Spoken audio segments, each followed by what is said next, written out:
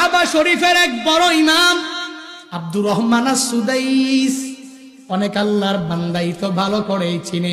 কোরআন তিলাওয়াত শুনে শুনে, ভাঙ্গা কণ্ঠের এই কোরআন তিলাওয়াত শুনে শুনে চোখের পানি ফালায়।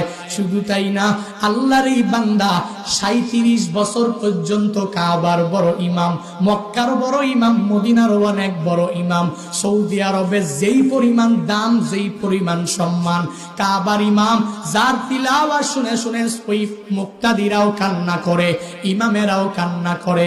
নিজের চোখে দেখে আসলাম গত রমজানের মধ্যে এক আল্লাহর বান্দা ইন্দোনেশিয়ার এক বৃদ্ধ ওই হুজুরের কোরআন তিলাওয়াত শুনে নামাজের মধ্যে দাঁড়াইয়া দাঁড়াইয়া চোখের পানি ফালায়, এক পর্যায়ে কান্না করে করে করে জমিনের মধ্যে পড়ে যায়।